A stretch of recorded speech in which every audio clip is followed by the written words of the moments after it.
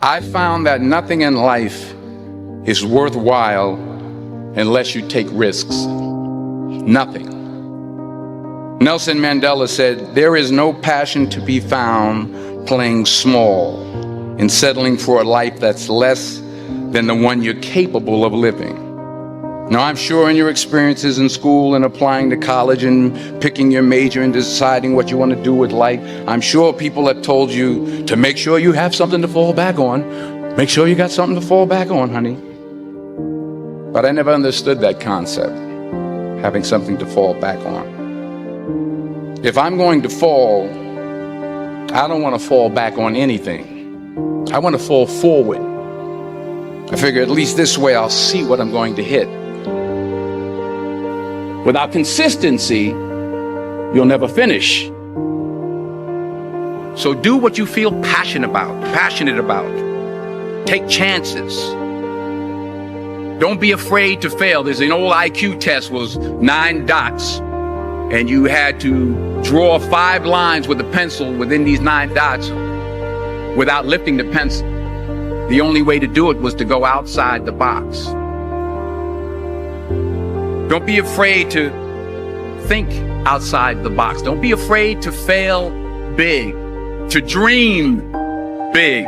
But remember, dreams without goals are just dreams.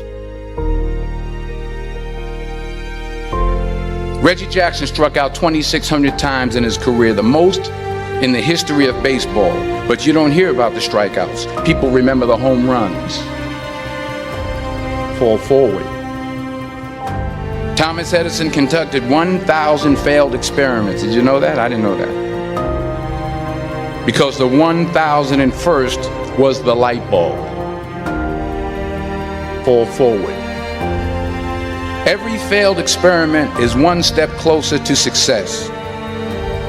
You've got to take risks, and I'm sure you've probably heard that before, but I want to talk to you about why that's so important. You will fail at some point in your life. Accept it. You will lose. You will embarrass yourself. You will suck at something. There's no doubt about it. And I know that's probably not a traditional message for a graduation ceremony, but hey, I'm telling you, embrace it, because it's inevitable.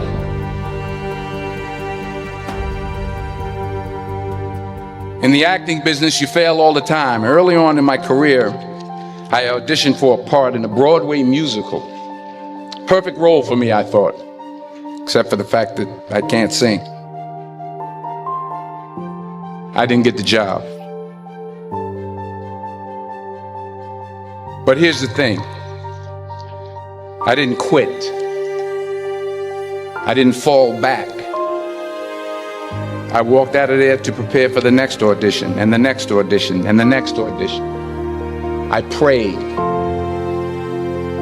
I prayed. And I prayed. But I continued to fail, and fail, and fail. But it didn't matter, because you know what? There's an old saying, you hang around the barbershop long enough, sooner or later you're going to get a haircut. So you will catch a break, and I did catch a break. Last year, I did a play called Fences on Broadway. But here's the kicker. It was at the Court Theater. It was at the same theater that I failed that first audition 30 years prior. The point is, every graduate here today has the training and the talent to succeed. But do you have the guts to fail? If you don't fail, you're not even trying. I'll say it again. If you don't fail, you're not even trying. To get something you never had, you have to do something you never did. So imagine you're on your deathbed, and standing around your deathbed are the ghosts representing your unfulfilled potential. The ghost of the ideas you never acted on. The ghost of the talents you didn't use.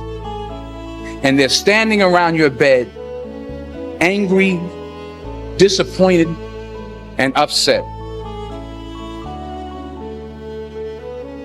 They say we came to you because you could have brought us to life, they say. And now we have to go to the grave together. So I ask you today, how many ghosts are going to be around your bed when your time comes?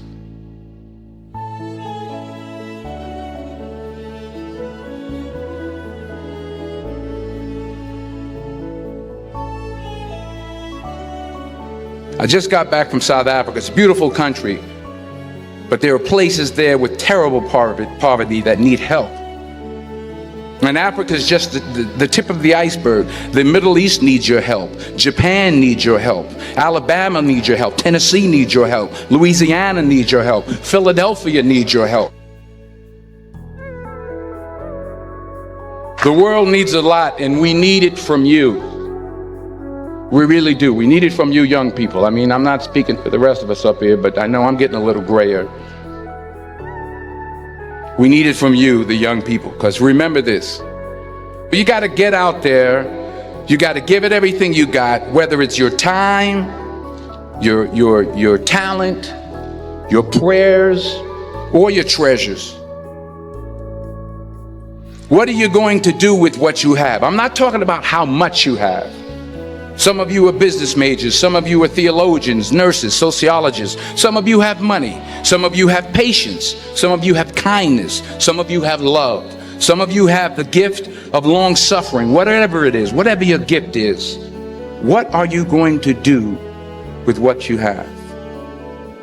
All right, now here's my last point about failure. Sometimes it's the best way to figure out where you're going.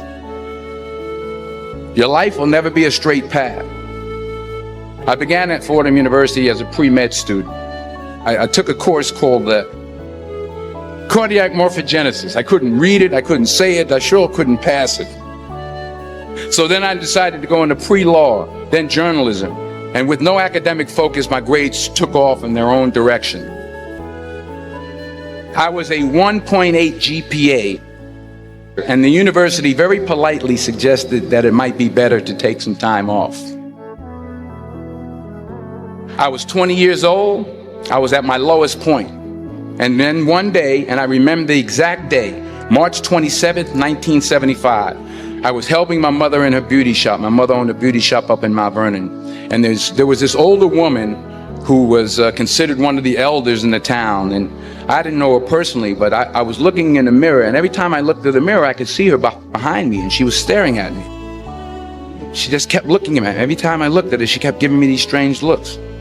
So she finally took the dryer off her head and she said something I'll never forget. She said, "Young boy, I have a prophecy, a spiritual prophecy." She said, "You are going to travel the world and speak to millions of people." And in the years that followed, just as that woman prophesied, I have traveled the world and I have spoken to millions of people through my movies. Millions who up till this day couldn't see me, who up till this day I couldn't see while I was talking to them, and they couldn't see me. They could only see the movie. They couldn't see the real me. But I see you today, and I'm encouraged by what I see. And I'm strengthened by what I see. Because taking risk is not just about going for a job.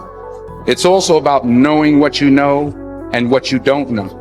It's about being open to people and to ideas. The chances you take, the people you meet, the people you love, the faith that you have, that's what's going to define you. Never be discouraged. Never hold back. Give everything you got. And when you fall throughout life, remember this: fall forward. You know, sometimes life doesn't need months or years for a change. Sometimes it only takes a week. Yeah, I said it. 7 days. I'm about to take you on a journey A deep dive into the 7 habits that completely transformed my life in just 1 week.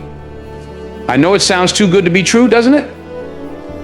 But let me assure you, this isn't just another set of cookie-cutter tips you find floating around on the internet. No, these are real, raw, and honest habits that I personally integrated into my routine.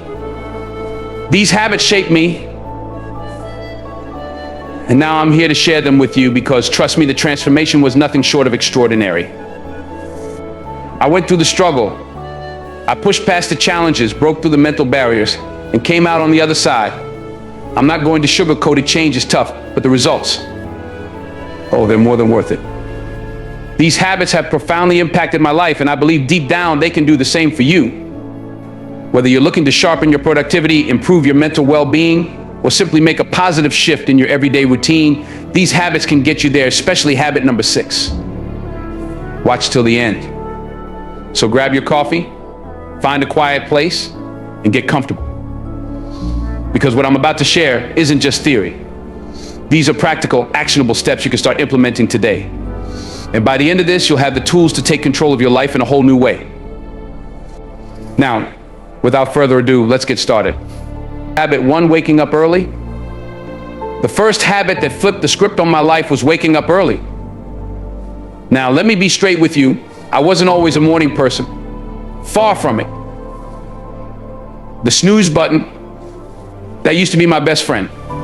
Mornings were chaotic for me. I'd wake up late, rush around trying to catch up with the day, and by the time I got into the groove of things, half the day was already gone. I felt like I was always starting on the wrong foot. But then I made the decision to try something different. I gave waking up early a shot. And let me tell you something, it was a game changer. I'm not going to lie to you, those first few days were rough. I set my alarm for 5 a.m. and it felt like I was dragging my body out of bed like it was the heaviest thing on the planet. But I stuck with it. By the 3rd day, I started to notice something incredible, the stillness, the quiet of the early morning hours. There's something almost magical about being up before the world. There's no noise, no distractions, just peace. With these extra hours, I found time to do things I'd been neglecting for years. I start my day with light exercise, nothing too intense, just some stretching or a quick jog around the block. Not only did it wake me up, but it gave me the energy to tackle the day ahead. Then I'd take a few minutes to meditate, set my intentions, and clear my mind. It made a world of difference in my mindset and my productivity. Another benefit, I no longer felt rushed. I had time for a healthy breakfast, to sip my coffee without that sense of panic, and to plan out my day in a calm, thoughtful way. That set the tone for everything that followed. I was more organized, less stressed, and I felt like I had more control over my time. Let me tell you about one particular morning. It's etched in my memory. I woke up and for the first time I watched the sunrise from my balcony. I just stood there, taking it all in. The sky was changing colors, the world was waking up. And there I was in this moment of pure peace and gratitude. I realized then that waking up early wasn't just about getting more hours in the day, it was about starting the day right, being intentional about how I use that time. Now, waking up early might not be for everyone, and that's okay. But I challenge you to try it for a week. Start by setting your alarm just 15 minutes earlier than usual and see how it feels. Gradually increase it. You might just surprise yourself. It's not about how many hours you have, it's about how you use them to create a mindful, fulfilling start to your day. Habit 2, daily exercise. Now let's talk about daily exercise. Yeah, you've heard it before, but let me tell you, this habit changed my life. Real talk, I wasn't always active. I was that person with all the excuses, I'm too tired, I don't have time, or I'll start tomorrow. Sound familiar? Yeah, it's easy to put off.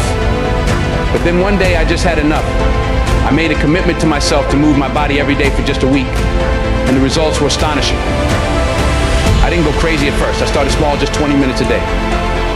A mix of yoga, jogging, and some basic strength training. I wanted to keep it interesting so I wouldn't get bored or give up. The first few days, oh man, they were tough. My muscles were sore. I was exhausted. But I reminded myself of my why to feel better mentally and physically. And by day 4, something incredible happened. I woke up with more energy than I'd felt in a long time. my mood. It was night and day. I was less irritable, more positive. One morning, I laced up my sneakers, went for a jog, and let me tell you, it was like I was running through a new world. The crisp morning air, the quiet streets, just me and my thoughts. That sense of freedom and clarity was something I hadn't experienced in a long time. Exercise became my time to disconnect from the noise and reconnect with myself. Physically, I started to see changes too. I was stronger, my posture was better, and I felt more in tune with my body. But the biggest change was my mindset. Exercise wasn't about burning calories or building muscle, it was about self-care. It was about showing up for myself every day. One personal milestone that stands out was trying yoga for the first time. I was hesitant at first, thinking I wasn't flexible enough or that it wouldn't be a real workout. But after a few sessions, I was hooked. Yoga taught me to be present, to breathe deeply, and to listen to my body. It was a transformational experience, physically and mentally. Daily exercise became more than just a habit. It became a way of life. And if you're struggling to get started, my advice, start small. Find something you enjoy. Maybe it's dancing, hiking, or even a brisk walk. Start with just a few minutes a day, and then build from there. Trust me, the benefits will ripple through every aspect of your life. Habit 3, journaling. Now let's get real about journaling. I used to think journaling was for people who had nothing but time on their hands. I didn't see the point. Who has time to sit down and write about their day, right? But 1 week of journaling flipped my perspective. It became one of the most powerful tools in my personal growth journey. I started simple. Every night before bed, I took 10 minutes to jot down my thoughts. Nothing fancy, just me, a notebook and a pen. No apps, no formatting, just raw honesty. That first night, I stared at the blank page for what felt like an eternity. But then, I started writing. I wrote about my day and what went well, what didn't, and what I was feeling. As the days went by, something shifted. I began to dig deeper. I wrote about my dreams, my fears, my frustrations, and suddenly it was like I was having a conversation with myself, a real, unfiltered conversation. That's when the magic happened. I started to see patterns in my thinking. I began to understand myself better. One night I remember writing about a particularly stressful day at work. I was able to break it down, what triggered my stress, how I responded, and what I could do differently. It was like putting the puzzle pieces together. That clarity, it was priceless. Another beautiful thing about journaling, it allows you to track your progress. Those small victories that might otherwise slip by unnoticed, you capture them. I wrote about a presentation I was nervous about, and when I look back at how I prepared and the outcome, I felt an overwhelming sense of pride. I also started a gratitude section in my journal, just 3 things I was thankful for each day. That simple act, it shifted my mindset from focusing on what was missing to appreciating what I had. It brought more positivity into my life, day by day. Now, there's one journal entry that stands out in my mind today where a stranger showed me an unexpected act of kindness. I was struggling with heavy grocery bags when this person, someone I didn't know, just stepped up and offered to help.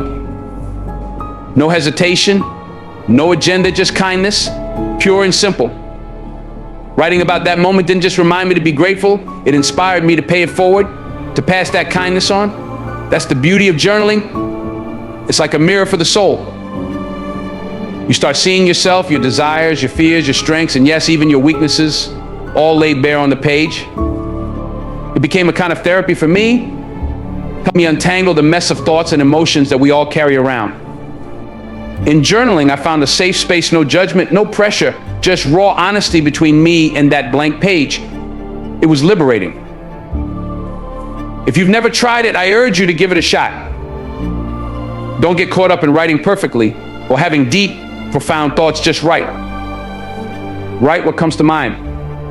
It could be a stream of consciousness, a recap of your day, or reflections on a specific moment. What matters is the process, not the perfection. Habit 4, mindful eating. Let's move to something we often take for granted: eating. Mindful eating is one habit that truly transformed my relationship with food. Like so many people, I was used to eating on the go. Meals became rushed affairs, usually while I was glued to my phone, scrolling through emails or zoning out in front of a screen. I wasn't paying attention to what I was eating, how much I was consuming, or even how it made me feel. And that's the trap a lot of us fall into without even realizing it. For 1 week, I decided to try mindful eating, really tuning into the act of eating. Now, mindful eating is about more than just what's on your plate. It's about being fully present for the experience, every bite, every taste, every texture. So I started by clearing the table. I made a conscious effort to create a space for myself. No phone, no TV, no laptop, just me and the food. It felt strange at first, a little uncomfortable, but soon it became a kind of peaceful ritual. The first thing I noticed was how much I enjoyed my food. I had never truly tasted it before. I mean, really tasted it. The crunch of fresh vegetables, the sweetness of ripe fruit, the subtle flavors that I used to overlook, all of it came alive when I slowed down and focused. Foods I had eaten countless times suddenly felt new, like I was experiencing them for the first time. There's one particular morning that sticks with me, just a simple bowl of oatmeal, something I'd had hundreds of times. But this time I took my time. I savored the creamy texture, the subtle sweetness of the honey I drizzled on top, and it felt like I was treating myself to something special. That's what mindful eating does. It transforms the ordinary into something extraordinary. Another unexpected benefit was how much more satisfied I felt. When I slowed down, I gave my body time to tell me when it was full. That's something I used to struggle with, eating quickly and often eating too much. But with mindful eating, I started listening to my body, paying attention to those signals, and I found myself naturally eating less without even trying. I also began to notice how different foods affected me. The heavy processed stuff left me feeling bloated and sluggish, while fresh, whole foods made me feel energized and light. It wasn't about following a strict diet or denying myself, it was about awareness. When you pay attention to how food makes you feel, you start making better choices, and it doesn't feel like a sacrifice. I learned a lot about my emotional relationship with food too. There were times when I reached for a snack, not because I was hungry, but because I was bored or stressed. Once I became aware of that pattern, I could address the underlying emotion instead of mindlessly eating.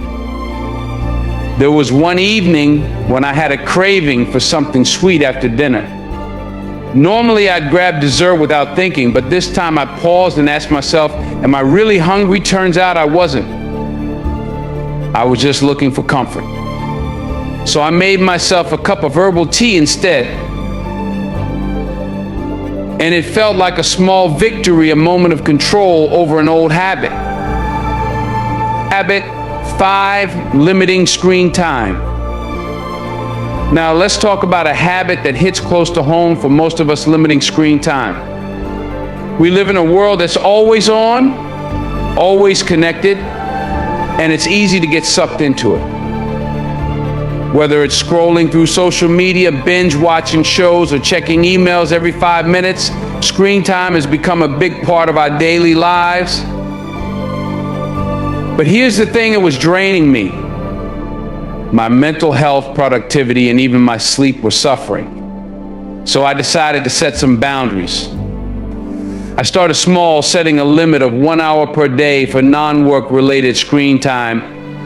No mindless scrolling, no endless YouTube marathons, and definitely no late night TV binges. Was it hard? Oh, absolutely. At first, I didn't know what to do with myself. I had been so used to filling every spare moment with screen time. But then something incredible happened. I found time. I found hours in my day that I didn't even know I had.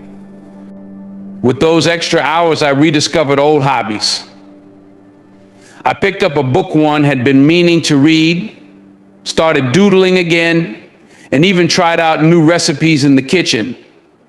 One evening, instead of settling in front of the TV after dinner, I took a walk in the park. The fresh air, the sound of nature, the act of moving my body, it was rejuvenating in a way that sitting in front of a screen could never be. Another huge benefit was how much better I slept. I used to take my phone to bed, scrolling through social media until I felt tired. But that habit often left me feeling wired and restless.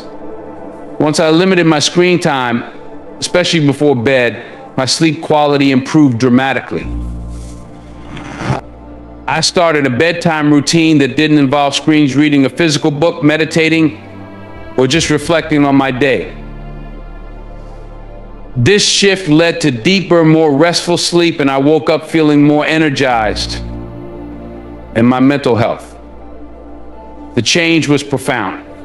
Without the constant barrage of notifications, news updates, and social media comparisons, I felt less anxious and more present.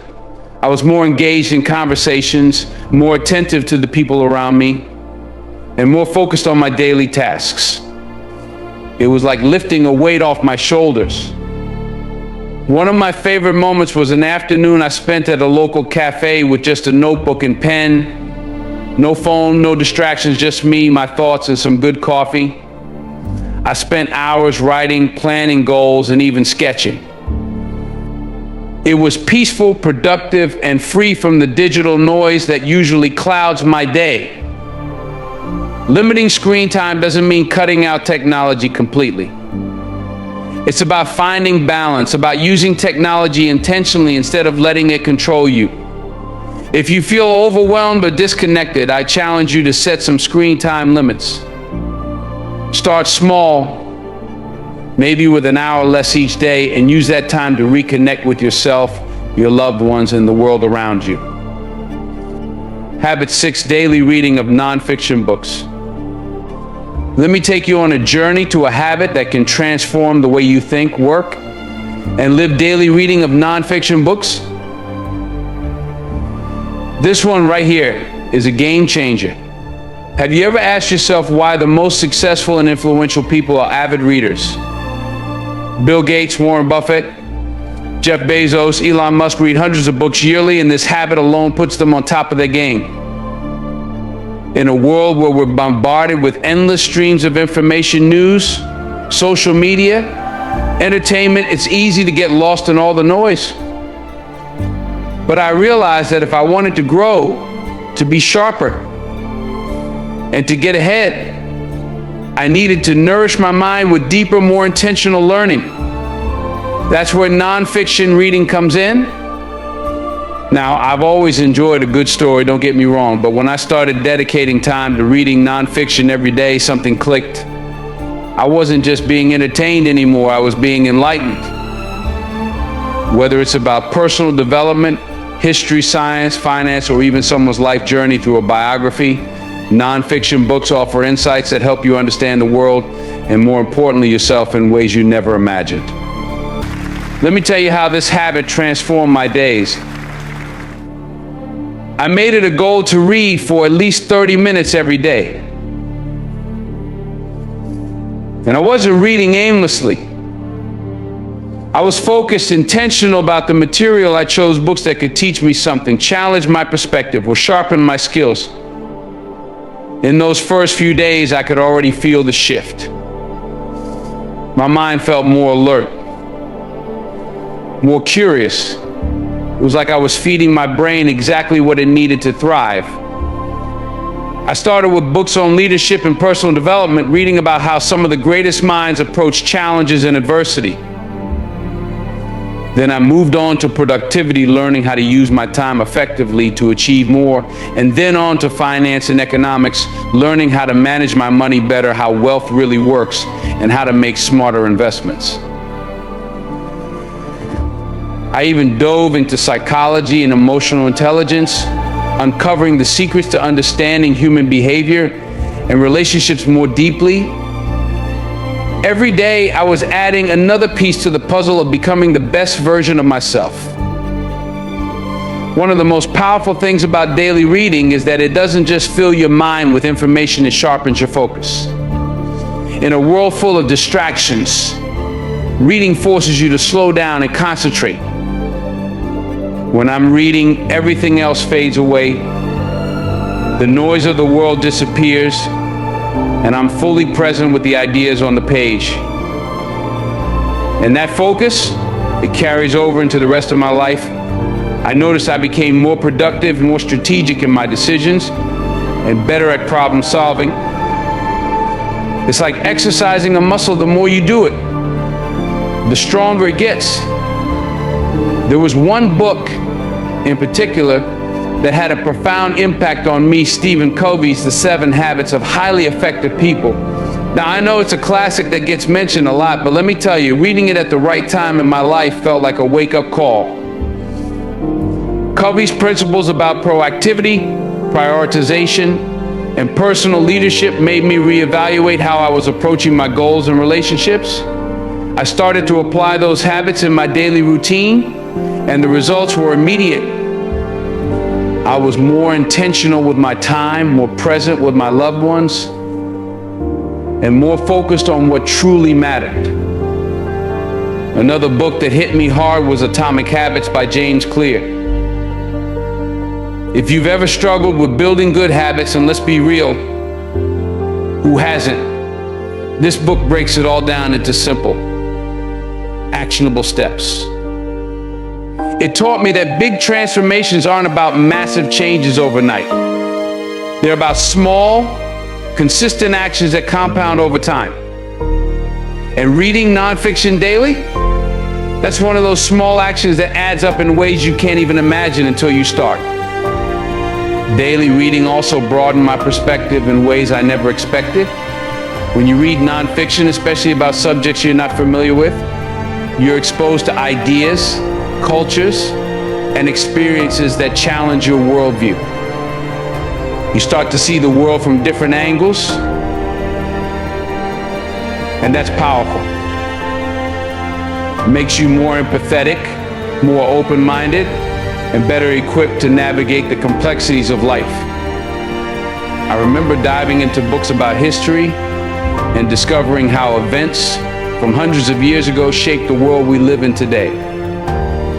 Or reading biographies of incredible people like Nelson Mandela and Maya Angelou, and being humbled by their resilience, their courage, and their wisdom. Those stories taught me that we all have the capacity for greatness if we're willing to learn from those who came before us. And here's another thing: daily reading doesn't just feed your mind, it feeds your conversations. Suddenly, I found myself having richer, more meaningful discussions with friends, family, and colleagues. I wasn't just sharing opinions, I was sharing insights backed by what I had learned. It gave me a sense of confidence, knowing that I was constantly growing, constantly evolving.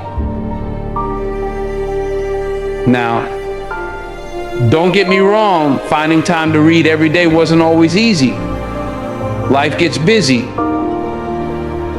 But I made a commitment to myself. Even if it was just 10 minutes before bed, I stuck with it. And the consistency paid off. Reading daily became a non-negotiable part of my routine, just like brushing my teeth or going to the gym.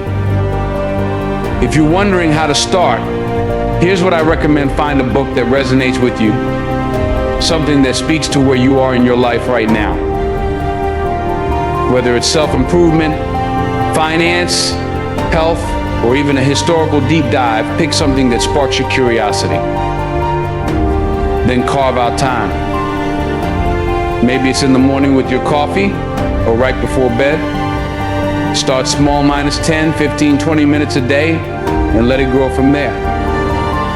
You'll be amazed at how quickly those minutes turn into pages, and those pages turn into a whole new mindset.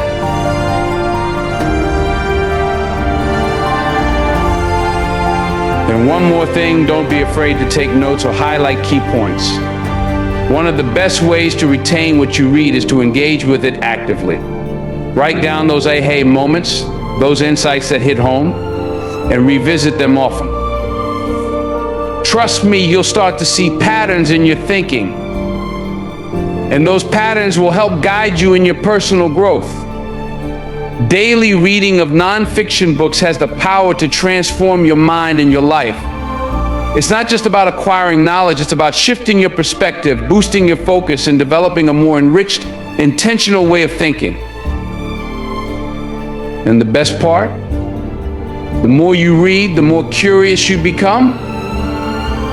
It's a habit that feeds itself, making you hungry for more wisdom, more understanding, and more growth. If you're looking to add something to your life that will challenge you, inspire you, and push you to become the best version of yourself, I can't recommend daily reading of nonfiction books enough. Start small, but stay consistent. Before you know it, you'll be seeing the world and yourself in a whole new light. And just like all the other habits we've talked about, remember, it's not about perfection, it's about progress. Whether it's 10 pages or 100, what matters is that you're showing up for yourself every day, investing in your growth,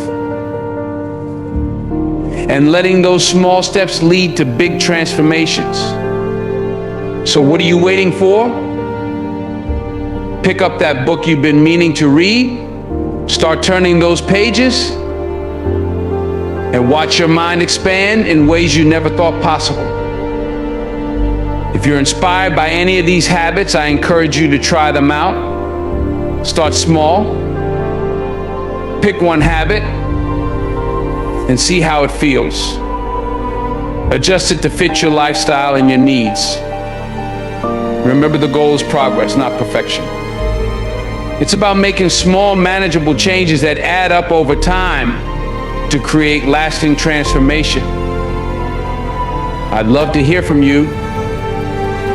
Drop a comment below and let me know which habit you're thinking about adopting, or if you have any questions. Your feedback and stories are what make this community so amazing.